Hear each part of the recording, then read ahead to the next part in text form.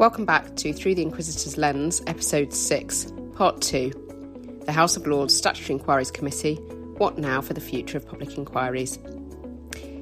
This is Part 2 of the two-part episode where we explore the government's response in February this year to the House of Lords Statutory Inquiries Committee report, which looked at how to increase public trust and public confidence in public inquiries. I'm joined by Sarah Jones and Isabel Mitchell, partners in the Evershed Sutherland Public Inquiries team, and we're resuming our discussions by talking about the topic of minimising delay and reducing cost in public inquiries.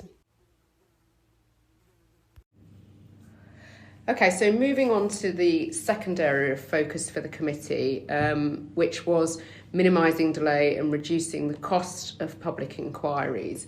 And it's in its response in February, the government acknowledged that statutory inquiries that have produced their final report in the last 5 years took on average nearly 5 years to complete their work. So they acknowledged that the duration of these public inquiries can be long. So I'm just keen to get your thoughts on that point. I mean, I think that's another really broad topic and one that, again, could be a podcast episode all of its own. But I think context is important. So if we look at inquiries of the past and up to the present day, I think there's definitely a trend in terms of duration. And I think we'd probably all agree that, you know, public inquiries are not perfect in many respects, and the time that they often take definitely falls into that category. But I think that if we look back at past inquiries, it helps us identify factors that may cause or contribute to delay or cost. I mean, Bloody Sunday is an inquiry which we as a firm were involved with. It was before my time, but it's often held up as, you know, one of the inquiries which has taken the longest period of time. But of course, following that, the Inquiries Act was introduced, and there are a number of provisions in the Act which are designed to address this issue. So Section 17, which leaves the procedure and conduct up to the chair, but says that the chair must act with fairness, and there is, of course, a need to avoid unnecessary cost. And there are also cost provisions in the rules. So I think that there are a number of things that are now in place through the Inquiries Act which are helpful. But I think that we can see that clearly hasn't solved the challenge in terms of time and cost of inquiries. Yeah, so I think, again, just thinking about the context around this, I think the inquiries that sort of immediately followed the introduction of the Act, just look forward to now, were probably a bit slicker. And if you look at average durations, maybe between 12 months up to 4 years for the more significant inquiries. But then if you look at that then compared to the last 5 years, there has been a trend in, for want of a better word, monster inquiries, where you look at ICSA, I think it took 7 years, Grenfell took 7 years, had COVID, I think that's been coming up for 3 years. Public hearings will end in December this year, I believe.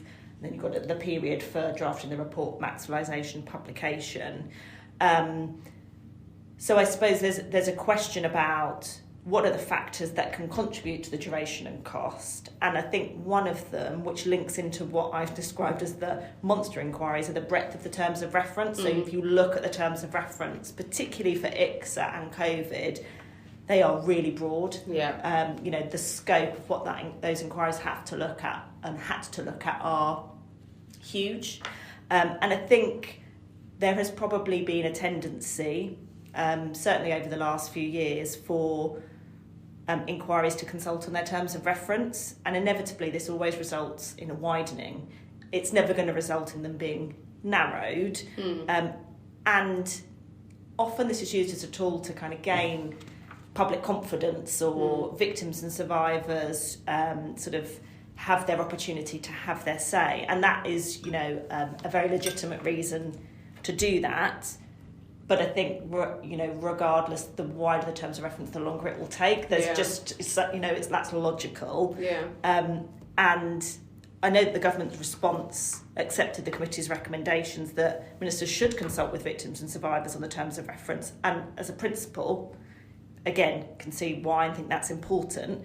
wider public consultation, though, beyond that. Yeah. A question. A difference between the two there. Yeah. Well, I think there's a quid pro quo. Okay, you can do that so that you get stakeholders buy-in, but you have to recognise what that might mean for duration and cost. And the impact that has. So, as with everything that we talk about, it's a question of balance and about can you achieve a narrower recommendations if you sort of set out sort of expectations of stakeholders at the beginning to manage that, and what's important. Is it important to learn lessons quickly, or is it more important to look at more and take longer? And we'll come on in a minute to the actual sort of the model of inquiry and statutory versus non-statutory. But you can also just, I guess, playing devil's advocate, you can also see the argument that if it's a public inquiry for the public, paid for with public monies, then, you know, the public would want to be consulted on what those terms of reference should look like. So, you know, it is a hard balance to achieve, potentially, if you sort of say, okay, well, you know, we're trying to address public concern, therefore public are going to want to have a say, potentially.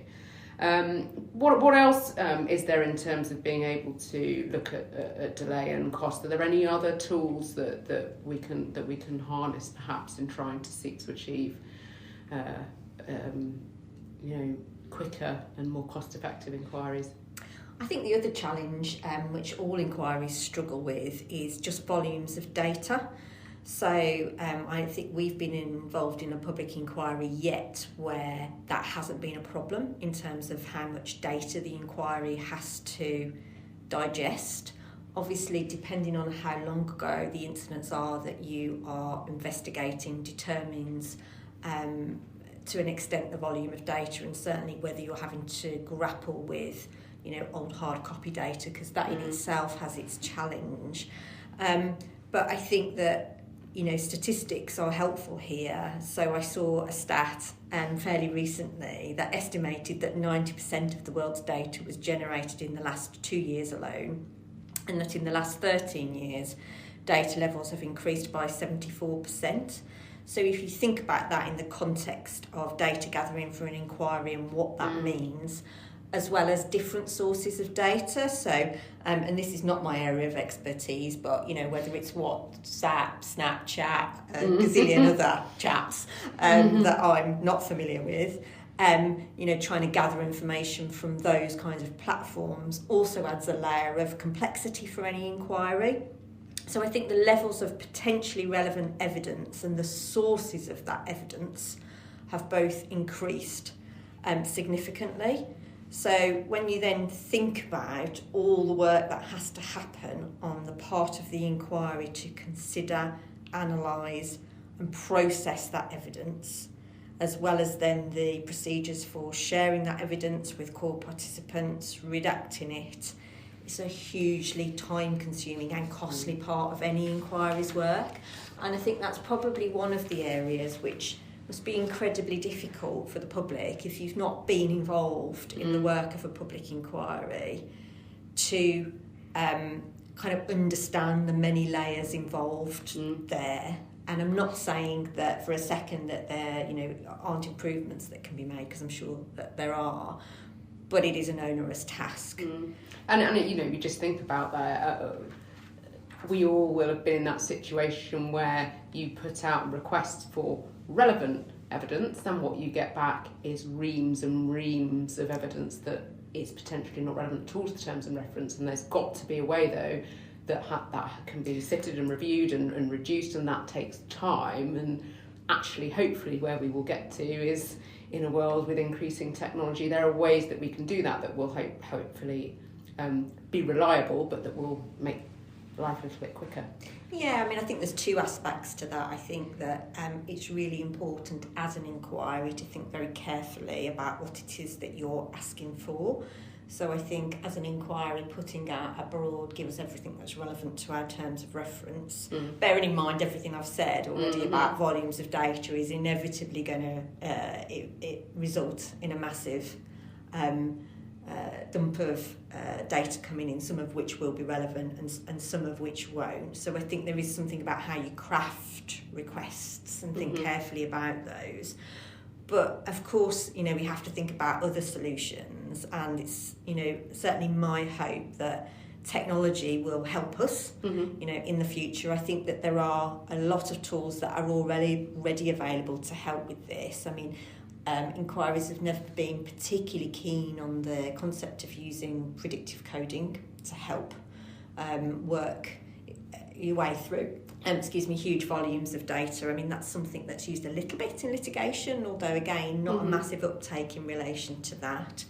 There are various tools on the market now that can help in terms of producing timelines quite quickly, so that's very helpful.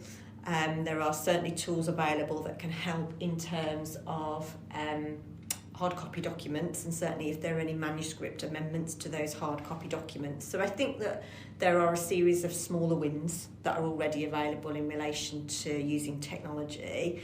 And of course then there's AI in the background, and I think everybody hopes that that's effectively going to kind of ride over the hill and save us all. And I'm sure there will come a point when actually, AI is used. I don't think we're there yet. I don't think anybody's got sufficient trust and confidence.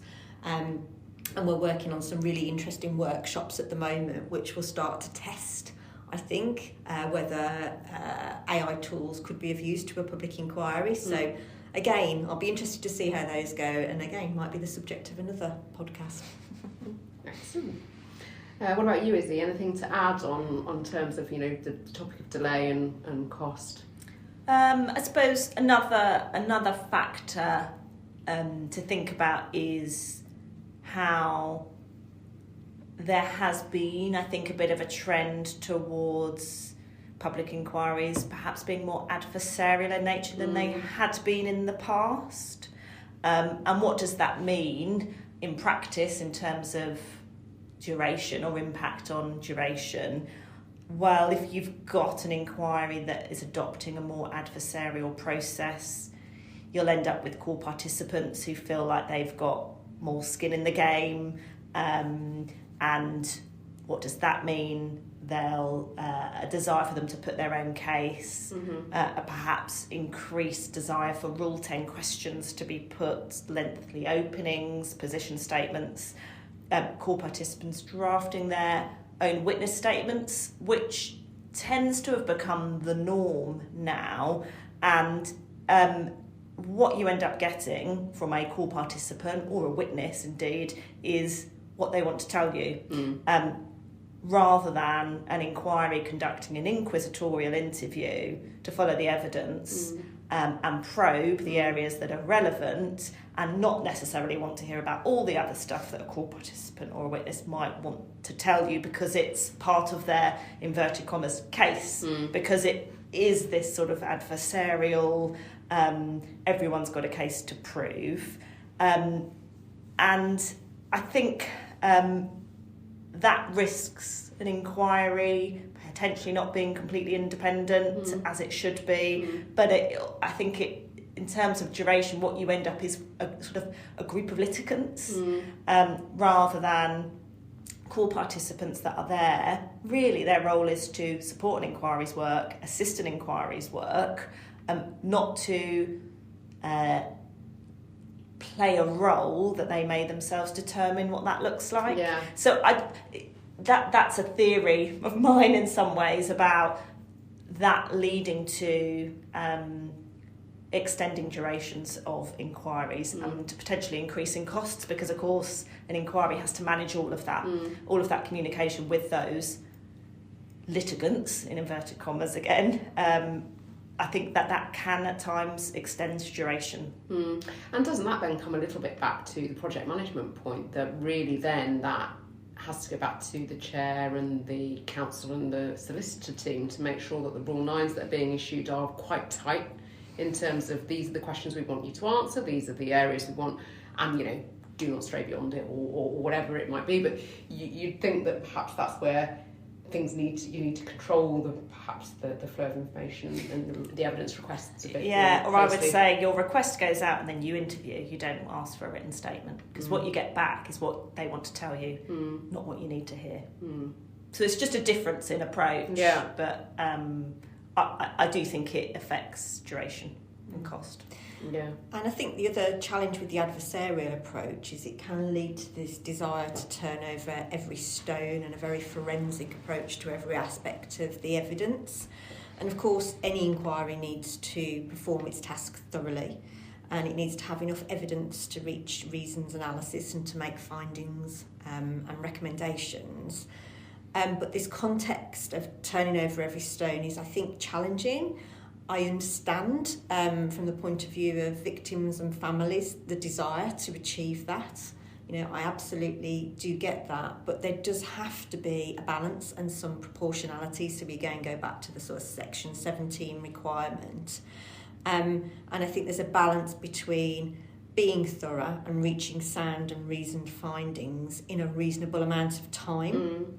And none of that is easy to navigate, but I think the most important thing is the inquiry being open and transparent as to how it's going to try and navigate that, and inviting views on that in the hope that there can be an agreed approach so that they don't go on endlessly.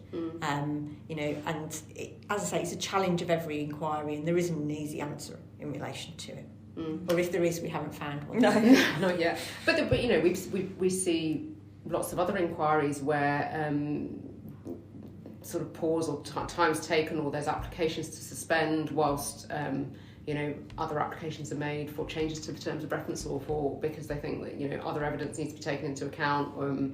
And I think there's a point around it being this golden thread that runs through, which the terms of reference, and as you said, Sarah, there's a beginning and a middle and an end to the inquiry, and actually it all has to be joined up so that where you get to at the end is those recommendations that are then capable of implementation, but you can't get there unless you've done the proper analysis and the in-depth analysis of the issues under the terms of reference. So it is a process that has to be respected at the beginning, middle and the end in order to get the final outcome that the public desire. Finally, on that, there are other factors, and I think we could sit here for hours, but we won't bore everyone.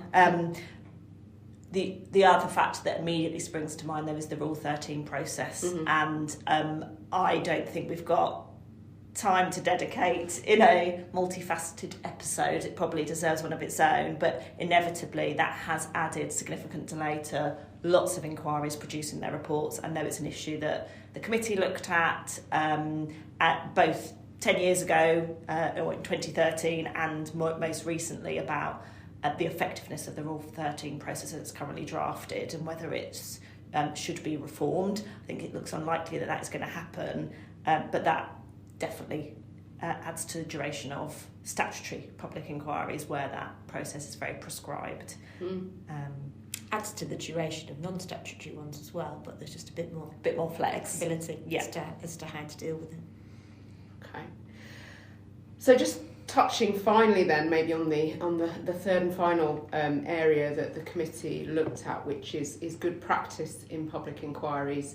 And the House of Lords committee report made a number of recommendations in this respect, which included sharing of best practice so that new inquiry chairs and teams have access to a bank of information, so it doesn't require reinventing of the wheel each time, and they can see what's worked for other inquiries of the past, and that when they are getting started, that they have that bank of information to call on.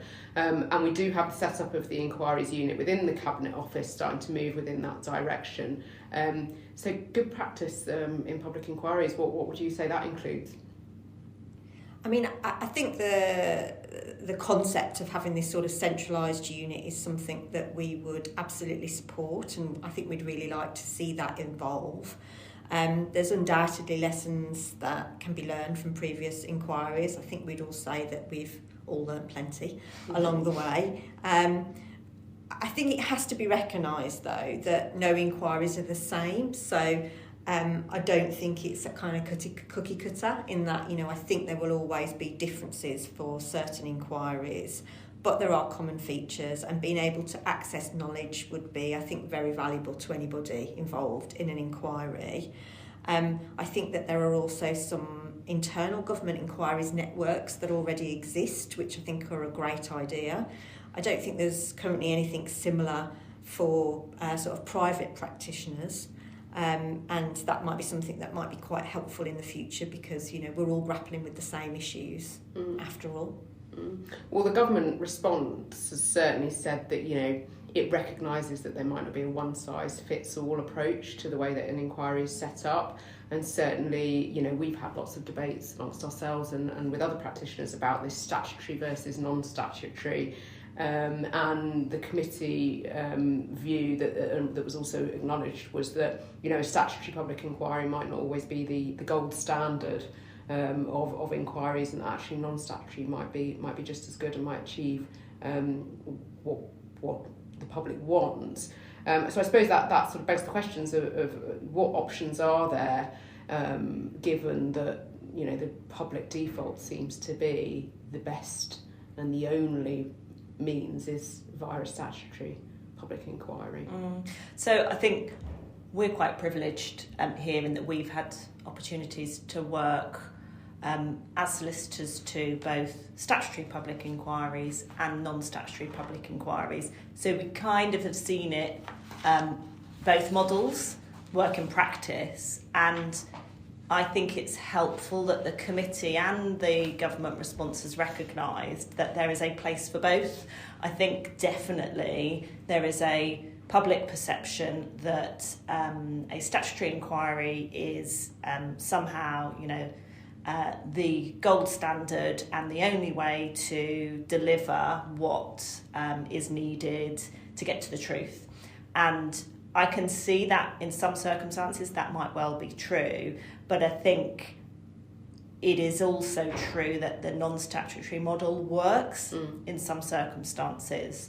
I think a power to compel witnesses is seen as the only route to obtaining good quality evidence.